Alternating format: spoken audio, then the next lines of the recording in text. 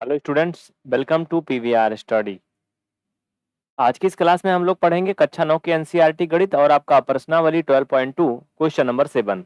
इस एक्सरसाइज में बेटा टोटल 9 क्वेश्चन है। ठीक है, तो ये 4 तक आपने कर लिया था। 5 और 6 मैं आपको होमवर्क दे रहा हूँ, आप लोग इन्हें ट्राई करना घर पे। ठीक है, स्क्रीन पे दिख रहा है ना। 5 और 6 आप इसे होमवर्क कर लेना। तो 7 नंबर में बताने चल रहा हूँ। क्वेश्चन ध्यान से सुनो, क्या कहता है। कह रहा है कि एक पतंग, पतंग मीन्स काइट, आप जानते हो ना, स्क्रीन पे आपको दिख रहा है। कह रहा है कि एक पतंग 3 भिन्न भिन्न शेडों के कागजों से बनी है। साथियों, शेडों का मतलब होता है 3 अलग अलग प्रकार के कागज हैं। ठीक है, शेड मतलब एक चद्दर होती है, जैसे कहते हैं शेड रखा है। आपने देखा होगा गांव में चद्दर रखी जाती है ना, जहाँ छप्पर रखते हैं, चद्दर भी रखते हैं टीना की, सीमेंट की। तो यहाँ शेड का वही मतलब है, लेकिन ये कागज है, आप ऐसे समझ लो कि 3 अलग अलग, हाँ सीट भी कह सकते हो शेड को। ठीक है, तो 3 अलग अलग प्रकार के कागज यूज हुए हैं, जिसमें आपको दिख रहा है इस फिगर में। अभी मैं आपको इस फिगर को और अच्छे से दिखा देता हूं। यहाँ पे देखो, ये एक प्रकार का कागज ये है जिसमें फर्स्ट लिखा है, जितना ये पेंट किया गया है ये। दूसरा प्रकार का आपका ये कागज है, ये दूसरे में ही आता है दोनों। ठीक है, इसका कलर कुछ अलग है। तीसरा प्रकार का आपका ये कागज है। ठीक है, ये 6 सेंटीमीटर है, ये 6 है या 8 है, याद रखना। ठीक है बाबू, समझ में आ रहा ना। तो 3 प्रकार के कागज हैं, एक तो ये है, एक प्रकार का ये सेकंड वाले दोनों में है, एक प्रकार का ये थर्ड वाले में है। अब आगे क्या कहता है, जरा ध्यान दो। कह रहा है कि पतंग का ऊपरी भाग 32 सेंटीमीटर विकर्ण का एक वर्ग है। जो ऊपरी भाग है उसका, वो 32 सेंटीमीटर भाग का क्या है, एक विकर्ण है, यानी डायगोनल है। तो ये आपका क्या है, 32 सेंटीमीटर है। मोटा मोटा अगर हम बात करें, इसका नाम लिख दें तो ए बी जो है वो कितना है बाबू, 32 सेंटीमीटर। याद रखना, जो ए बी है कितना है, 32 है, पूरा पूरा।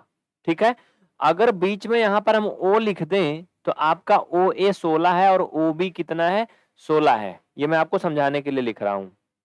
ठीक है, आगे देखो। कह रहा निचला भाग 6 सेंटीमीटर, 6 सेंटीमीटर और 8 सेंटीमीटर भुजाओं का एक समद्विबाहु त्रिभुज है। तो ज्ञात कीजिए प्रत्येक सेट में प्रयुक्त किया गया कागज कितना है। नीचे का जो भाग है वो 6 6 सेंटीमीटर का है, ये 8 सेंटीमीटर का है, मैंने लिख दिया। चलिए कर लेते हैं, बहुत ही आसान है, सभी का अलग अलग इसमें फाइंड करना है। सिंपल सा है, लिखिए। देखो एक चीज समझो, पहले भाग का जो एरिया होगा बाबू, दूसरे भाग के एरिया के बराबर होगा। क्यों होगा, क्योंकि दोनों समान बेस पर बना है, ए बी दोनों में कॉमन है, इस वाले के लिए भी, इस वाले के लिए भी। और अगर ये विकर्ण ए बी 32 है, तो ये वाला लाइन भी तो 32 होगा। बोलो 32 होगा ना। ये और ये 32 होगा। अगर हम इनका नाम मान लो लिख दिए क्यू, यहाँ पर पी, तो ये पी क्यू भी तो 32 होगा। तो आपका ओपी 16 होगा और ओ क्यू भी क्या होगा, 16 होगा। बोलो होगा ना। तो भाई सिंपल सा है, समान बेस पर बना है, इसका परपेंडिकुलर यानी लंब जो है वो भी दोनों में 16 16 बराबर है। तो यानी कि पहले दूसरे के क्या होंगे, जो एरिया होंगे वो आपस में इक्वल होंगे। तो लिखो, पहले भाग का क्षेत्रफल बराबर दूसरे भाग का क्षेत्रफल।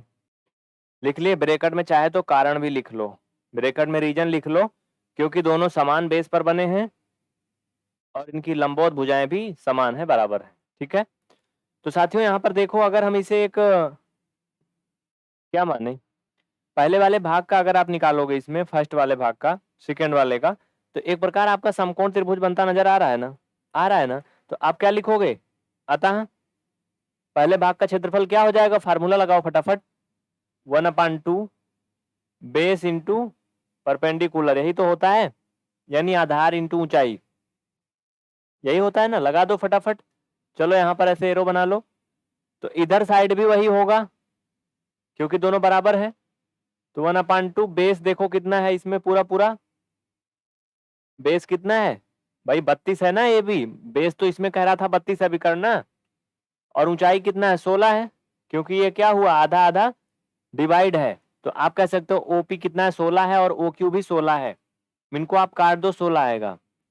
16 6 जा 256 सेंटीमीटर का स्क्वायर। यानी आप कह सकते हो कि पहले और दूसरे भाग का क्षेत्रफल दोनों कितना आया, 256 सेंटीमीटर स्क्वायर आया, बिकॉज दोनों आपस में बराबर हैं। ठीक है, ये क्या है, पहले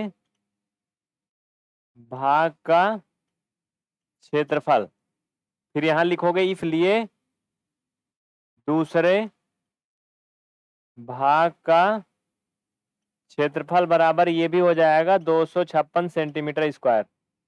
क्लियर? अब क्या करोगे भाई, नीचे लिखो तीसरे भाग का क्षेत्रफल बराबर, इसको लिख लो, कहीं मैं मिटा रहा हूं क्योंकि मुझे ऊपर आपको इसमें हीरोन फार्मूला बताना पड़ेगा। जल्दी लिख लो फटाफट, जल्दी करो भाई, लिख लो। बच्चों नाम के पीछे ना परेशान रहो, मैं सबका नाम देख रहा हूं। देखो तीसरे भाग का क्षेत्रफल बराबर क्या हो जाएगा, अगर आप ध्यान दो तो आपका जो थर्ड पार्ट है बाबू ये 6 6 8 सेंटीमीटर है। ये समकोण त्रिभुज तो है नहीं कि इसमें आप 1/2 बेस हाइट लगा दोगे, इसमें आप लगाओगे हीरोन फार्मूला। ठीक है, हीरोन फार्मूला ही होता है ना, S into S minus A, S minus B, S minus C. सबका कमेंट मुझे दिख रहा है, Sanjay Kumar, only funny video, और कौन है भैया, पटेल आंचल, मोहित कुमार, मोहम्मद साहिल और प्राची, प्रदीप ठाकुर। जो रोज जुड़ता है ना क्लास में उसका नाम हम बोलते हैं, जो कभी कभी आता उसका नहीं। आओ देखो यहाँ पे पहले आपको यस चाहिए, यफ नहीं पता ना, तो देखो बच्चा यफ निकाल लोगे ये आपका छोटा सा सूत्र लगा के। ठीक है बाबू, यस का मान निकाल लो। ए और बी और सी तीन भुजा है, दोनों को 6 6 मान लो, एक को 8 मान लो, तो 6 6 12 8 20 बराबर 10 सेंटीमीटर। यानी यस की वैल्यू कितना आई भैया, 10 सेंटीमीटर आ गई। तो चलो बाबू कर लो, यस की जगह पे क्या रखोगे 10, 10 माइनस ए की जगह पर 6, 10 माइनस बी की जगह पर भी 6, 10 माइनस सी की जगह पर 8। इसमें कोई दिक्कत नहीं ना, क्योंकि दो भुजाएं 6 6 हैं, एक 8 है। चलो ओके डन, दौड़े रहो भाई। ये 10 इंटू इसको घटाओगे 4 आएगा, ये भी 4 आएगा, ये 2 आएगा। ठीक है भाई साहब, क्लियर? देखो बाबू 4 का वर्गमूल 2 आएगा, इस 4 का भी वर्गमूल 2 आएगा। एक काम अभी और आगे आप कर सकते हो, एक काम कर लो, ये 4 को हम पहले लिख सकते हैं और 10 को हम 2, हाँ 10 को हम 5 गुणा 2 लिख दे रहे हैं, समझो ये 10 को हम 5 गुणा 2 लिख देते हैं, इस 2 को वैसे लिख लेंगे, इसका जोड़ा बन गया, इसका भी जोड़ा बन गया। बोलो बन गया ना, तो एक जोड़ा से एक गिनती बाहर निकल जाएगी, तो ये 4 बाहर आ जाएगा, इसमें से 2 बाहर आ जाएगा, 4 इंटू 2 √5 अंदर में बच जाएगा।